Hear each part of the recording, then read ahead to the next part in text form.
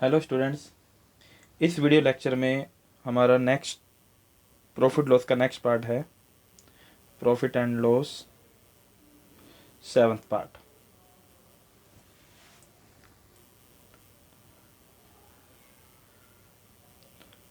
लाभ और हानि 7th। इस पार्ट को अगर नाम देना चाहो तो आप नाम दे सकते हो क्वांटिटी, मात्रा। तो इसमें हम जो क्वेश्चन सॉल्व करेंगे वो मात्रा से रिलेटेड होंगे, आर्टिकल्स की संख्या से रिलेटेड क्वेश्चन होंगे। इससे पहले लेक्चर में हमने सॉल्व किया था एवरेज लॉजिक, अब इसमें सॉल्व होगा क्वांटिटी, मात्रा से रिलेटेड क्वेश्चन। तो फर्स्ट क्वेश्चन देखते हैं। 16 वस्तुओं का क्रय मूल्य 14 वस्तुओं के विक्रय मूल्य के बराबर है, तो लाभ और हानि का परसेंट। तो अलग अलग टाइप के क्वेश्चन आएंगे, बेसिक से शुरू हो रहे हैं। तो कह रहे 16 का क्रय मूल्य, अगर एक का क्रय मूल्य सीपी है तो 16 का क्रय मूल्य क्या आएगा 16 सीपी। एक का एसपी एसपी है, 14 का एसपी क्या आएगा 14 एसपी। और इसने क्या कहा है ये बराबर है, तो बीच में इक्वल का साइन, तो यहाँ से सीपी रेशो एसपी आ जाएगा 14:16। 2 से कैंसिल आउट करोगे 7 8, तो सीपी है 7, एसपी है 8।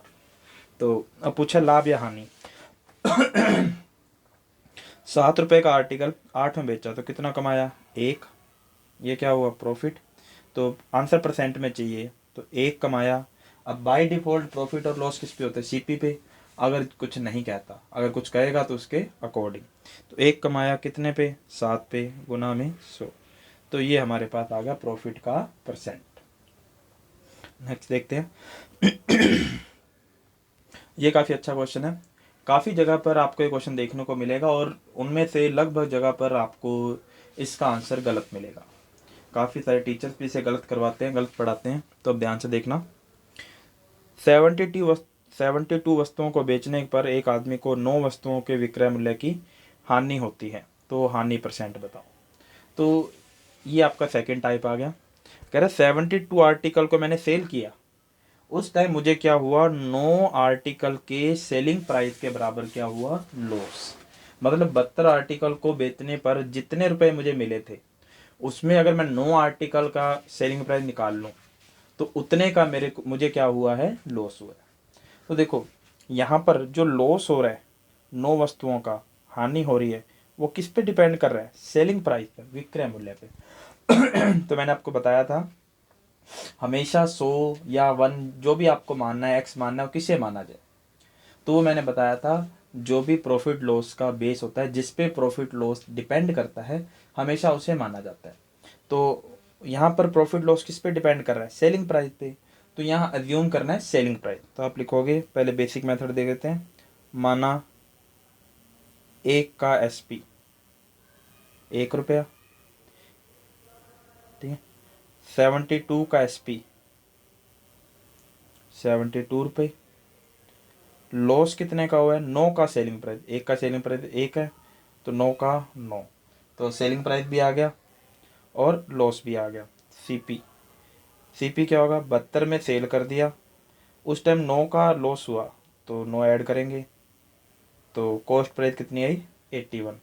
तो अब लॉस को परसेंट में कन्वर्ट करना है, 9 का लॉस हुआ कितने पर 81 इंटू 100, ये हमारे पास लॉस परसेंट में आया। सोल्व करोगे 9 1/9 गुना 100 कितना होता है 11 से 1/9%, तो इतने की क्या हुई उसे हानि हुई। ये हमारा हानि का परसेंट है। ये था बेसिक। तो एक का सीपी नहीं माना, एक का एसपी क्यों माना, पहला पॉइंट। प्रॉफिट लॉस जिस पे डिपेंड कर रहा है उसी के अकॉर्डिंग हमें एज्यूम करना। आप 1 मानो चाहे 100 मानो, कोई फर्क नहीं पड़ता, इम्पोर्टेंट है कि किसे माना जाए। तो यहाँ पर ही गलती होती है कि एक ज़्यादातर टीचर इसमें आपको ये नहीं बताएंगे किसे मानना है, एक ही कॉमन मेथड से बता देंगे, प्रॉफिट हो रहा है जोड़ दो घटा दो, इस तरह से बता देंगे। तो मैं ऐसा कुछ नहीं बताने वाला, प्रॉपर लॉजिक से आपके सामने। बस यहाँ से जो फर्स्ट लाइन है वो किसके लिए लिखनी है, वो डिपेंड करेगा प्रॉफिट लॉस किस पे डिपेंड कर रहा है। उसके बाद अब इसका शॉर्ट देखते हैं, ठीक है। हम रेशो बनाएंगे हमेशा सीपी प्रॉफिट और एसपी। प्रॉफिट और प्रॉफिट सॉरी इसमें लॉस हो रहा है तो हम रेशो में लॉस लिखेंगे, या तो प्रॉफिट होगा या लॉस, ये आया। अब देखो कहाँ से शुरू करना है। अब प्रॉफिट लॉस किस पे डिपेंड कर रहा है एसपी पे, तो एसपी में लिखोगे कितने आर्टिकल सेल किए हैं 72, तो एसपी होगा 72। लॉस कितने का है 9 का, रेशो आएगा 1:8। तो 1 का लॉस हुआ जब एसपी कितना था 8, तो सीपी कितना रहा होगा 9। अब बात आई कि यहाँ 72 क्यों आया, वही मैंने आपको बताया था कि लॉस किस पे डिपेंड कर रहा है सेलिंग प्राइस, तो हमें सेलिंग प्राइस को अज्यूम करना है। तो जितने आर्टिकल बेच रहा है वो उसका क्या होगा सेलिंग प्राइस। तो अब लॉस परसेंट में 1 का लॉस किस पे 9 पे गुना में 100। तो इस तरह से सिंपल रेशो बनाओ, हमें आंसर मिल जाएगा 11 सही 1/9% का लॉस। नेक्स्ट देखते हैं। अब लिखा है 72 वस्तुओं को बेचने पर एक आदमी को 9 वस्तुओं के क्रय मूल्य का लाभ होता है। अब देखो यहाँ पर जो प्रॉफिट हो रहा है वो किस पे डिपेंड कर रहा है सीपी पे डिपेंड कर रहा है। तो हम इसमें बेसिक नहीं सोल्व करेंगे, डायरेक्ट सोल्व करेंगे। सीपी रेशो प्रॉफिट, एसपी की ज़रूरत नहीं है क्योंकि हमें प्रॉफिट और सीपी चाहिए जिससे हम परसेंट कन्वर्ट कर सकते हैं। लाभ परसेंट, तो लाभ का परसेंट बताना है तो लाभ के परसेंट के लिए एक तो लाभ चाहिए, दूसरा सीपी चाहिए। अब एसपी क्यों नहीं लिखना। अब जो लाभ आनी किस पे डिपेंड कर रही है सीपी पे, तो हम सीपी का अज्यूम करेंगे। कितने आर्टिकल बेच रहा है 72, तो सीपी कितना है 72। प्रॉफिट कितने का हुआ 9 का, रेशो आया 1:8, 8:1। एक कमाया कितने पे 8 पे गुना में 100, तो 12.5% का प्रॉफिट। अगर फिर भी बेसिक से करना हो तो क्या लिखोगे, माना 1 का सीपी, अब यहाँ एसपी नहीं लिखोगे 1 रुपया क्योंकि लाभ आने किस पे डिपेंड कर रहा है सीपी पे। 72 का सीपी 72, प्रॉफिट 9 रुपये, 9 कमाया 72 पे इंटू 100, सोल्व करने पे आ जाएगा 12.5%। ये हमारा प्रॉफिट परसेंट में आ गया। नेक्स्ट देखते हैं अलग अलग टाइप के क्वेश्चन आपके। अब ये काफ़ी अच्छा क्वेश्चन है। एक आदमी ने 11 वस्तुएं 10 रुपये के हिसाब से खरीदी, 10 वस्तुएं 11 रुपये के हिसाब से बेची, तो लाभ हानि का परसेंट बताओ। ठीक है, अब ध्यान से समझना, यहाँ पर आपको एक प्रॉपर लॉजिक मिलेगा। मैं ऐसा कुछ नहीं बताने वाला 11 वस्तुएं 10 रुपये, 10 वस्तुएं 11 रुपये, क्रॉस गुना कर दो CPSP आ जाएगा। मैं आपको ऐसा कुछ नहीं बताने वाला, ये कोई लॉजिक नहीं है। ठीक है, अब ध्यान से समझना प्रॉपर कॉन्सेप्ट से। पहला पॉइंट, प्रॉफिट और लॉस की बात तभी की जाती है जब नंबर ऑफ आर्टिकल कैसे हों सेम, कि जितनी वस्तुएं खरीदी हैं उतनी ही बेची हों, तब हम प्रॉफिट और लॉस की बात करते हैं। अब लेके तो कितनी आया है 11, कितने में 10 में, बेच रहा है 10 और कितने में 11 में। तो सिंपल सा पॉइंट है, 11 वस्तुएं लेके आया 10 रुपये में, ये सीपी है। तो एक वस्तु लेके आया 10/11 रुपये में ये सीपी आ गया एक का। 10 वस्तुएं बेची है 11 रुपये में एसपी, तो एक वस्तु बेची है 11/10 रुपये में, ये एसपी आया। तो सीपी रेशो एसपी। कभी भी हमें प्रॉफिट और लॉस का परसेंट निकालना है तो कोशिश करो कि यहाँ पर सीपी एसपी का रेशो बनाओ, कैलकुलेशन ईजी हो जाएगी। तो यहाँ से क्या आएगा 10/11 रेशो 11/10। तो ये इसका रीज़न था कि हम वहाँ पर क्रॉस मल्टीप्लाई क्यों करते हैं। याद नहीं करना, क्रॉस को ना करो आंसर आ जाएगा, उसके पीछे आपको लॉजिक पता होना चाहिए। क्योंकि यहाँ पर तो एक बार खरीद रहा है एक बार बेच रहा है, अगले क्वेश्चन में सेल परचेज चेंज हो जाएंगे। 2 बार खरीदेगा अलग अलग शॉप से फिर सेल करेगा, वहाँ गड़बड़ हो जाएगी नहीं तो फिर। तो अब देखते हैं, तो यहाँ सीपी आ जाएगा 100, एसपी आएगा 121। तो 100 में खरीदा 121 में बेचा, तो कमाया कितना 21, कितने पर 100 पर गुना में 100, तो ये आया 21%। तो उसका प्रॉफिट का जो परसेंट आया वो है 21%। तो यहाँ पर 21% उसका लॉस नहीं है, प्रॉफिट है। अब ये जो पोर्शन हमने लिखा है एक का, ये आपको एग्जाम में नहीं लिखना, ये सिर्फ आपके समझने के लिए था। आप डायरेक्ट लिखोगे सीपी रेशो एसपी। 11 वस्तु लेके आया 10 रुपये में, तो एक वस्तु कितने में लेके आएगा 10/11। ऐसी 10 वस्तुएं बेची 11 में, तो एक वस्तु कितने में बेचेगा 11/10। तो डायरेक्ट ही लिखना आपको एक का, तो यहाँ से आपके पास CPSP का रेशो बन जाएगा। नेक्स्ट देखते हैं। अब यहाँ से आपका मेंस लेवल का क्वेश्चन है। देखो, एक आदमी ने कुछ संतरे, एक संतरा 2 रुपये के हिसाब से, समान संतरे 2 संतरे 1 रुपए की दर से खरीदता है। उसके बाद उसने सभी संतरे 4 संतरे 3 रुपए की दर से बेचे। तो ध्यान से देखना, कुछ पहले क्वेश्चन को अच्छे समझ लेते हैं। तो लाभ हानि का परसेंट बताओ। इसमें कह रहा है एक आदमी ने कुछ संतरे, एक संतरा 2 रुपए के हिसाब से खरीदे। तो ये बता रहा है कि एक संतरा 2 में लेके आया, ये कॉस्ट प्राइस नहीं है, ये एक का कॉस्ट प्राइस है। लेके 5 भी आ सकता है, लेके 50 भी आ सकता है, वो नहीं बताया कितने आर्टिकल लेके आया। फिर कह रहा है समान संतरे, ये इंपॉर्टेंट वर्ड था कि जितने संतरे पहले लेके आया था उतने ही संतरे क्या लेके आया बाद में। तो आप कह सकते हो कि क्वांटिटी का रेशो क्या बनेगा, 1:1:2। तो पहले यहाँ से क्वांटिटी बनाते हैं। क्वांटिटी सबसे पहले आपका C1 C2 S, पहली बार खरीदा, दूसरी बार खरीदा और ओवरऑल बेच दिया। सबसे पहले आया मात्रा, क्वांटिटी, पहली दुकान से 1, दूसरी दुकान से 1। ये रेशो 1:1 क्यों आया, क्योंकि उसने कहा समान संतरे। तो जब संतरों की संख्या दोनों शॉप की बराबर है तो रेशो 1:1। और यहाँ से कितने लेके आया, 2। अब हम एक का रेट निकालते हैं। एक का रेट अब कैसे लेके आया, पहली शॉप से एक संतरा 2 रुपए में, तो 2 रुपए में कितने लेके आया, 1, जो पिछले क्वेश्चन में किया था। हमेशा एक का रेट निकालो। तभी कह रहा हूँ डायरेक्ट याद करोगे क्रॉस मल्टीप्लाई तो कोई कॉन्सेप्ट नहीं बनेगा। एक की कॉस्ट निकालनी है आपको हमेशा, एक की कॉस्ट, एक की सेलिंग प्राइस। तो पहली शॉप पे आ गया, दूसरी शॉप पर 2 संतरे 1 रुपए में, तो 1/2। तो 2 संतरे लेके आया 1 रुपए में, तो एक की कॉस्ट क्या आएगी, 1/2। ऐसे ही अब सेल की बारी आ गई, बेच रहा है 4 संतरे 3 रुपए की दर से बेचा है, तो 3 रुपए में कितने बेचे हैं, 4। ये एक की कॉस्ट आएगी। ठीक है, अब इसको सिंप्लीफाई कर लेते हैं। 4 LCM आएगा, 4 से मल्टीप्लाई करते हैं, 8, 2 और 3। तो ये हमारे पास जो रेट आया वो एक का आया। अब पहली दुकान पर मात्रा कितनी थी, 1, और एक का रेट कितना है, 8, तो 8 एकम 8। दूसरी दुकान से भी 1 लेके आया और एक का रेट कितना है, 2, 2 एकम 2।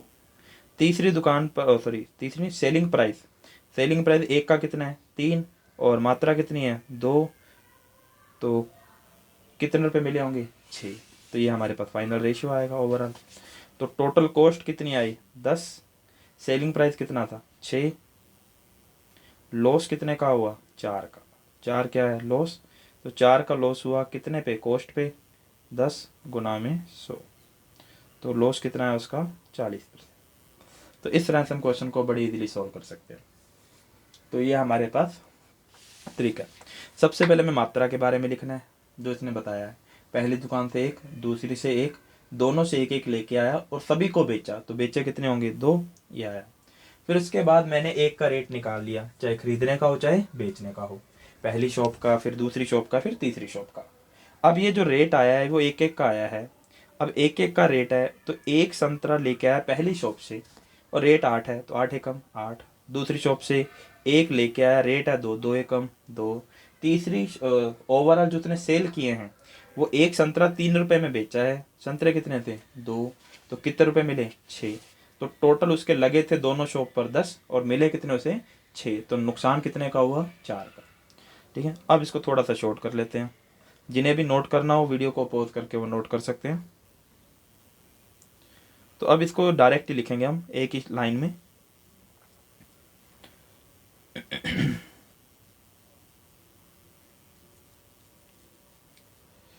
तो सबसे पहले हमारे पास आएगा C1 C2 और सेलिंग प्राइस। पहली शॉप से देखो सामान लिखा हुआ है तो संतुलित संख्या सेम है, 1 1, बेचे कितने, 2, डायरेक्ट ही लिखो मल्टीप्लाई। अब उनको, अब मात्रा आ गई। अगर मुझे खर्चा निकालना है, खर्चा कैसे निकालोगे, मात्रा इनटू उसका प्राइस। अब प्राइस क्या है, 2 संतरे 2 रुपए में एक संतरा, तो 2 रुपए लगे, आया 1। फिर 1 रुपए लगा, आए 2। फिर 3 रुपए मिले, कितने संतरे के, 4। तो बस डायरेक्ट ही सोल्व करो, रेशो को डबल रेशो बना के मल्टीप्लाई नहीं करना।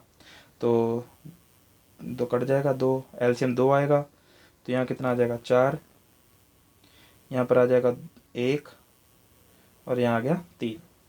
तो टोटल कॉस्ट कितनी आई 5, सेलिंग प्राइस कितना है 3। अब वो दुगना करने की ज़रूरत नहीं क्योंकि हम 2 से मल्टीप्लाई पहले ही कर चुके हैं। तो ये तो इसका नाम तो है मात्रा और इसका नाम क्या है प्राइस। तो अब आपके पास आया तो नुकसान कितने का हुआ 2 का, 2 का नुकसान कितने पे 5 पे गुना में 100, 40% की हानि। ये आ गया। नेक्स्ट देखते हैं इसी टाइप का क्वेश्चन। कह रहा है एक व्यक्ति कुछ कंचे 1 रुपए में 20 के भाव से, मतलब 1 रुपए लगा और कंचे कितने आए 20, उतने ही कंचे, तो उतने ही कंचे मतलब रेशो क्या है 1:1:1। 1 रुपए में 30 के भाव से खरीदे तो 2 बार खरीदा तो क्या आएगा C1:C1। दोनों प्रकार के कंचों को मिला देता है और उन्हें 1 रुपए में 25 के भाव से बेच देता है। तो 1 रुपए में 25 सेल किए, C1:C2। यहाँ आ जाएगा सेलिंग प्राइस। अब जैसे कह रहा है तो मात्रा 1 1 2 1 1 2 क्यों आया, उतने ही कंचे, पहली शॉप से 1, दूसरी से भी 1, ओवरऑल 2। अब कईयों को, कुछ स्टूडेंट को लग रहा होगा कि सर 20 कंचे लेके आया लिखा हुआ है, तो ये 20 कंचे नहीं लेके आया। वो कह रहा अगर उसने 1 रुपया खर्चा किया तो 20 लेके आया, अगर 2 रुपये खर्च किए तो 40 लेके आया। तो हमें नहीं पता कितने लेके आया। तो मात्रा रेशो की फॉर्म में क्या आ रही है 1:1:2। अब इनटू प्राइस, तो 1 रुपए में कितने 20, 1 रुपए में कितने 30 और यहाँ 1 रुपए में 25, या 5 से काट देते हैं 4 6 5, 4 6 5 कैल्शियम कितना आ जाएगा आपके पास 60, 15 चौके 60, 15 एकम 15, फिर 10 12, 12 दूना 24, 12 पंच 60, 12 दूना 24, यहाँ से आ जाएगा 12, फिर 12 दूना 24। अब खर्चा कितना हुआ 27। ये पहली शॉप है, ये उसकी दूसरी शॉप है।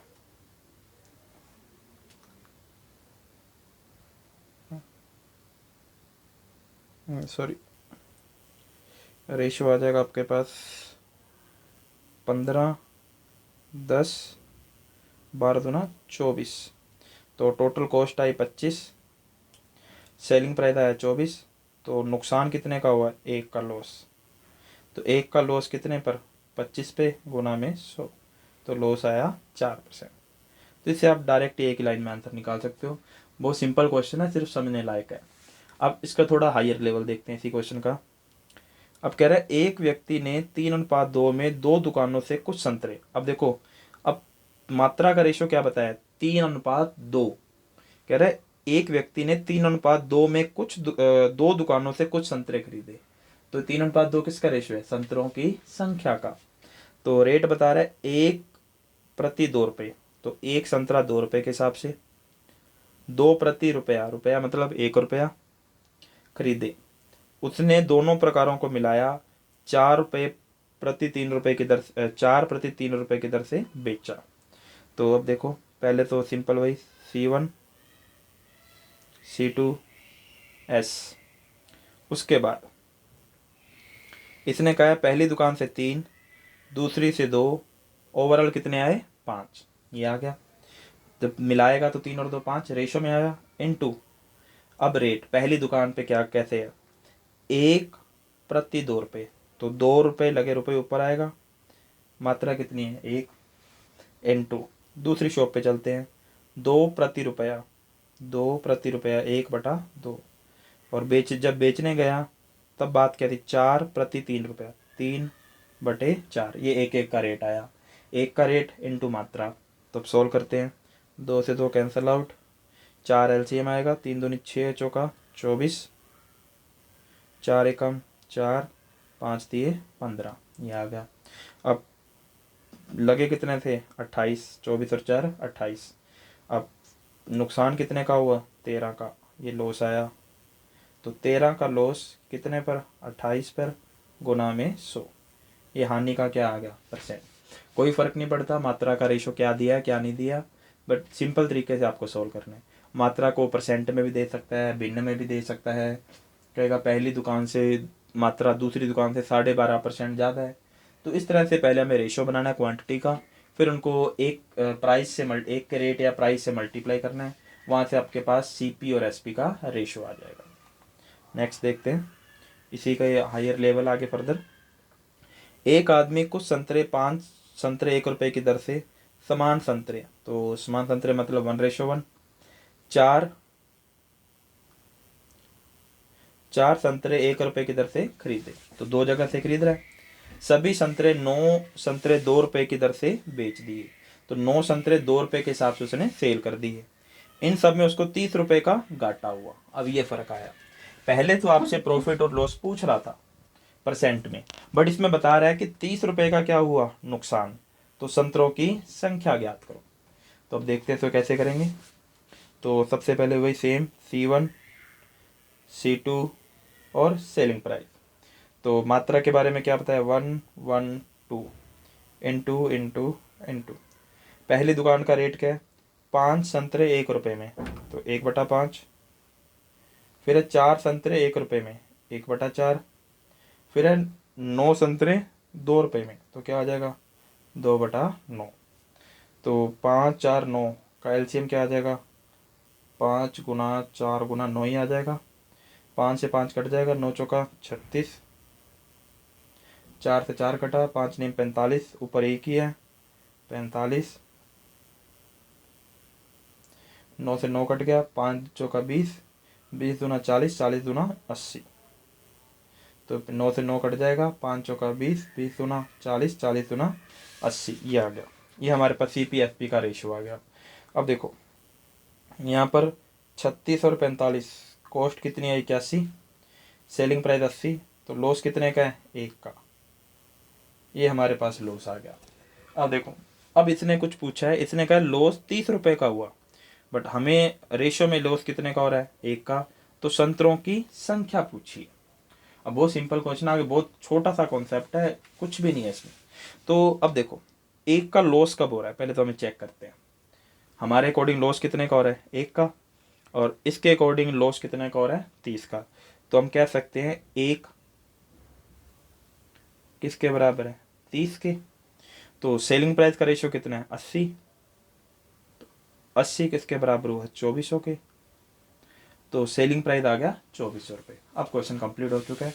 अब देखो सेलिंग प्राइस के बारे में क्वेश्चन बताया था कि वो जो संतरे बेच रहा है वो 9 संतरे 2 रुपए के हिसाब से बेच रहा है, और सेलिंग प्राइस हमारे पास आया है 2400, तो पता कर लो 2400 में कितने बेचेगा।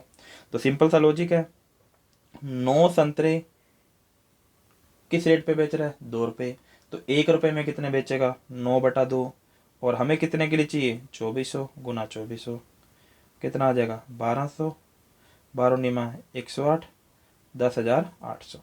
तो संतरों की संख्या आ गई 10,800। तो देखो यहाँ तक तो सेम ही था हमारा क्वेश्चन, आगे छोटा सा चेंज था। अब वो क्या चेंज था दोबारा देखो, नुकसान हुआ 1 का, तो 1 का लॉस 30 रुपए के बराबर है, सेलिंग प्राइस 80, तो 80 किसके बराबर होगा 240। अब 80 सेलिंग प्राइस कौन सा था, जब उसने सारी मात्रा बेच दी। अब सारी मात्रा उसने 2400 में बेची, और इसने बताया है 2 रुपए में 9 संतरे बेचता है, तो 4 में कितने बेचेगा 18, और 6 में कितने बेचेगा 27, तो 2400 में कितने बेचेगा वो हमें फाइंड करना था, तो वो आया 10,800, ये हमारा आंसर। तो इसी तरह से हम किसी भी टाइप का क्वेश्चन आ जाए ये वाला हम सिंपल रेशियो बना के सॉल्व कर सकते हैं। तो सेलिंग प्राइस 2 बार भी आ सकता है, तो वहाँ पर S1 रेशियो S2 आ जाएगा, जैसा दिया वैसा लिखना बस आपको। नेक्स्ट देखते हैं। अब आपका चेंज हो गया लॉजिक। एक आदमी ने कुछ संतरे 11 संतरे 1 रुपए की दर से खरीदे, 10% लाभ के लिए उसे 1 रुपए में कितने संतरे बेचने होंगे। अब देखो रिवर्स क्वेश्चन आ गया, पहले पूछ रहा था लाभ हानि का परसेंट, अब पूछ रहा है कितने संतरे, अब संतरों की संख्या पूछ रहा है हमारे से, तो लॉजिक चेंज हो गया। ठीक है, ये हमारा फोर्थ लॉजिक है। सबसे पहले हमने देखा था लॉजिक, हम देख लेते हैं एक बार इस वीडियो लेक्चर में क्या क्या देख रहे थे। सबसे पहले इतने का सीपी उतने के एसपी के बराबर है, ये फर्स्ट लॉजिक था।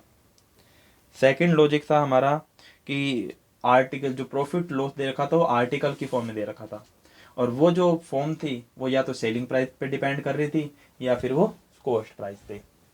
उसके बाद हमने देखा था थर्ड लॉजिक था हमारा ये कि कुछ खरीद रहा है और कुछ बेच रहा है, खरीदने और बेचने की संख्या क्या थी अलग अलग, तो उसमें हमने क्या किया रेशो बनाया। CP और SP का।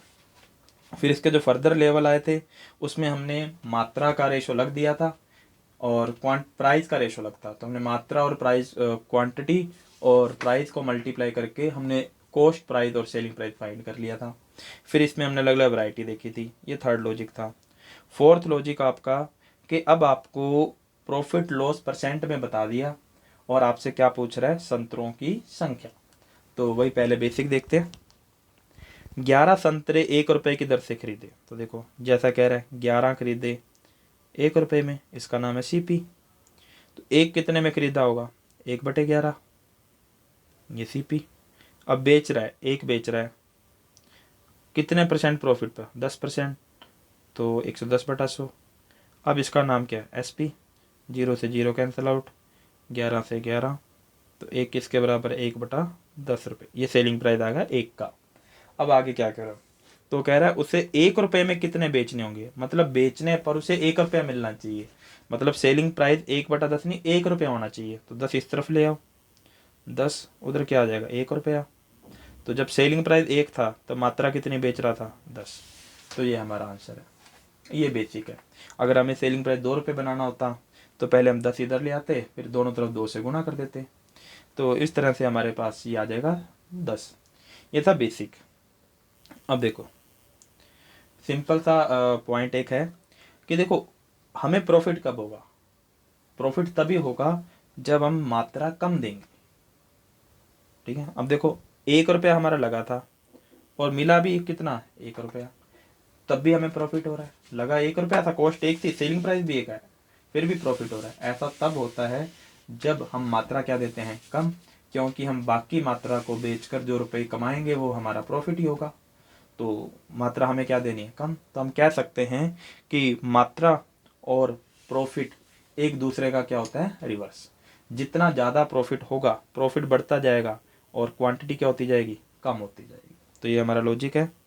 तो प्रॉफिट उसने कितना बताया, 10%। अगर प्रॉफिट 10% है तो रेशो क्या आएगा, 10/11। इसका नाम है CP/SP। अब इसका रेसिप्रोकल कर दो, 10:11। अब इसका नाम है मात्रा। आपको बताया था अभी कि प्रॉफिट बढ़ता जाएगा तो मात्रा क्या होती जाएगी, कम होती जाएगी। तो ऐसा तभी होगा जब यहाँ भी 1 रुपया दिया हो और यहाँ भी 1 रुपया नहीं, मेरे कहने का मतलब दोनों जगह सेम दिया हो। 15-15, 18-18, 20-20 रुपये हमेशा कैसे होने चाहिए, सेम। ये जो रुपये है वो कॉस्ट प्राइस है, ये जो रुपये है वो क्या है, सेलिंग प्राइस। अगर ये सेम नहीं है तो अभी आगे आपको क्वेश्चन मिल जाएगा, उसमें देखेंगे हम क्या करना है। तो देखो अब ये मात्रा आई खरीदने की, C का मतलब कॉस्ट मतलब खरीदना, S का मतलब सेलिंग प्राइस मतलब बेचना। तो खरीदने की मात्रा कितनी है, 11, बेचने की कितनी है, 10। ये तो रेशियो में है। अब क्वेश्चन में कितनी मात्रा खरीद रहा था, 11। तो 11 किसके बराबर हुआ, 11 के, और 10 किसके बराबर हुआ, 10 के। तो ये हमारे पास आ गया। तो ये हमारे पास मात्रा आई 10। तो इस मेथड की मदद से हम क्वेश्चन को काफ़ी सिंपल कर सकते हैं। तो नेक्स्ट देखते हैं। अब देखो 1 रुपये में 32 संतरे बेचने पर एक आदमी को 40% की क्या होती है, हानि। 20% का लाभ कमाने के लिए 1 रुपये में कितने संतरे बेचने पड़ेंगे। देखो 1 रुपया 1 रुपया दोनों जगह सेम है, पहले बेसिक से। तो 1 रुपये में 32 संतरे बेचे, तो 32 बेच रहा है कितने में, 1 रुपये में। एक कितने में बेचेगा, 1/32। और जब ये बेच रहा था सेलिंग प्राइस है, नुकसान कितने का हुआ था, 40 का। तो मतलब ये जो वैल्यू है किसकी वैल्यू हुई, 60 की। 1/32, तो ये सेलिंग प्राइस है, 40 की हानि मतलब किसकी वैल्यू है, 60% की। हमें लाभ कितना कमाना है, 20%। तो 1 का ये S1 था, S2, 1/32 गुना ये वैल्यू किसकी है, 60 की। हमें किसके लिए चाहिए, 120 के लिए, 20% लाभ के लिए, 1/16। तो 16 इधर ले आएंगे, 16 बराबर 1 रुपया, ये सेलिंग प्राइस। तो सेलिंग प्राइस कितना है, 1। तो जब सेलिंग प्राइस 1 है तो मात्रा कितनी उस टाइम, 16। ये हमारा आंसर है।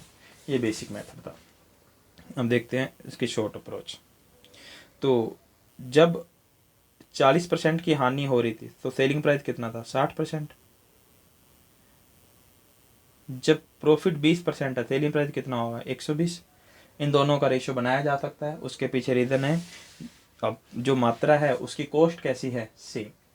अब संतरों की कॉस्ट कैसी है? सेम, क्योंकि वही चीज़ पहले खरीद रहा था और पहले बेच रहा था, वही चीज़ क्या बेच रहा है? बाद में। तो इसका नाम है सेलिंग प्राइस 1, इसका नाम है सेलिंग प्राइस 2। और रेशियो कितना आया? 1:2। अब आपको बताया था रुपए और मात्रा एक दूसरा क्या चलेंगे? उल्टा। प्रॉफिट बढ़ेगा, लॉस बढ़ेगा या घटेगा, उसके अकॉर्डिंग मात्रा एक चलेगी, उल्टा चलेगी। तो रेशियो आएगा 2:1। ये किसका रेशियो है? मात्रा का। कौन सी मात्रा? S1 मतलब पहले बेचने की मात्रा, S2 मतलब बाद में। पहले बेचने की मात्रा कितनी है? 32 संतरे। तो 2 किसके बराबर है? 32। 1 किसके बराबर आएगा? 16। तो ये हमारा आंसर है। नेक्स्ट देखते हैं। अब वो क्वेश्चन आ गया जिसमें रुपए अलग अलग है। 40 रुपये में 45 संतरे बेचने पर एक आदमी को 20% की हानि हुई। तो देखो 40 रुपये, 20% लाभ कमाने के लिए 24 रुपये में कितने संतरे बेचने पड़ेंगे? तो रुपए क्या आ गए? 24। रुपये अलग अलग है, तो कोई फ़र्क नहीं पड़ता, रुपए को इग्नोर करो पहले। तो अब इसको शॉर्ट सी करेंगे। 20% की हानि मतलब 80% रेशो, 20% लाभ मतलब 120%। ये पहला सेलिंग प्राइस और ये दूसरा। रेशो आएगा 2:3। अब रुपए का उल्टा क्या होगा? मात्रा, 2:3।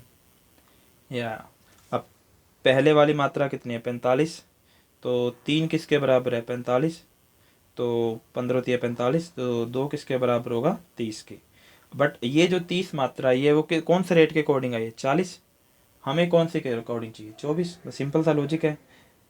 30 मात्रा है कितने रुपए में? 40। हमें कितने के लिए चाहिए? 24। 8 दिया 24, 8 5 40, 6 6 दिए 18। तो मात्रा कितनी आ जाएगी? 18। जब 40 रुपये में 30 मात्रा बेच रहा है तो 24 में कितनी बेचेगा? 18। तो ये हमारा आंसर है। बस एक छोटा सा स्टेप ये लगाना था और कुछ नहीं करना था। तो इस तरह से हम इस तरह के क्वेश्चन को काफ़ी सिंपल कर सकते हैं। ठीक है, अब इसमें एक क्वेश्चन और है, वो देखते हैं। कह रहे 1 रुपये में 4 वस्तुएं बेचकर एक आदमी को 4% की हानि होती है, तो यदि उसने 1 रुपये में 3 वस्तुएं बेची होती तो उसे लाभ कितना हुआ था? तो देखो उल्टा आ गया। पहले आपसे मात्रा पूछ रहा था, अब आपसे मात्रा बता रहा है। तो 1 रुपये में 4, 1 रुपये में 3, देखो मात्रा बता दिया। प्रॉफिट लॉस पूछ रहा है, पहले प्रॉफिट लॉस दिया था। तो देखो पहले हमने क्या किया था, सेलिंग प्राइस का उल्टा क्या बना था? मात्रा। तो इसका मतलब मात्रा का उल्टा क्या बनेगा? Selling price. सिंपल सा लॉजिक है। तो पहले मात्रा कितनी है? 4। बाद में मात्रा कितनी है? 3। तो ये S1 है, ये S2 है, और ये किसका रेशियो है? मात्रा का।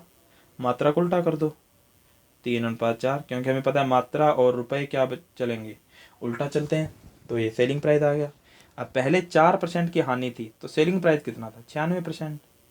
तो हम कह सकते हैं तो 3 किसके बराबर है? 96, 96। जब 3 से डिवाइड करेंगे क्या आएगा? 32।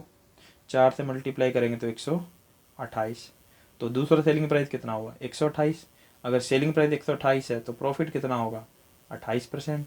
तो उसका लाभ हुआ है 28%। ये हमारा आंसर है। तो पहले हमने रेशियो परसेंट का उल्टा किया तो मात्रा आई थी, अब मात्रा का उल्टा किया तो क्या आ गया? परसेंटेज आ गया। तो ये थे हमारे मात्रा वाले क्वेश्चन। इस वीडियो लेक्चर में आपका इतना ही है। अच्छे से क्वेश्चंस की प्रैक्टिस करो। कोई भी डाउट हो आप व्हाट्सएप पे पूछ सकते हो। फर्स्ट स्लाइड पे नंबर आपको दिया था, इस नंबर पे आप व्हाट्सएप कर सकते हो। कमेंट में भी क्वेश्चन लिख सकते हो कि आपको जो भी डाउट है कमेंट में भी आपका सॉल्व हो जाएगा। बट अच्छे से प्रैक्टिस करो। बहुत सिंपल है, ऐसा कुछ नहीं है क्वेश्चंस में, बस एक बार टाइम देने की ज़रूरत है। प्रॉपर आपको step by step video lectures मिल रहे हैं, इनको अच्छे से रिपीट करते रहो। कोई भी डाउट आए दोबारा वीडियो लेक्चर देखो, फिर भी नहीं क्लियर हो रहा तो आप मेरे से पूछ सकते हो। तो इस वीडियो लेक्चर में इतना ही। मोहित सर क्लासेस की मोबाइल एप्लीकेशन डाउनलोड करने के लिए आप प्ले स्टोर में लिखो मोहित सर क्लासेस, वहाँ पर आपको ये एप्लीकेशन मिलेगी। इसे अपने मोबाइल में इंस्टॉल कर रहे हैं और इसमें आपको क्विज़, ऑनलाइन मॉक टेस्ट वगैरह, study material, free PDF files, वो सारी आपको आने वाले टाइम में इस पर मिलती रहेंगी। अभी काफ़ी सारे क्विज़ इस पर अपलोड किए हैं, वो बिल्कुल फ्री हैं, वो भी आप लगा सकते हो। तो इस वीडियो लेक्चर में बस इतना ही। Okay, thank you.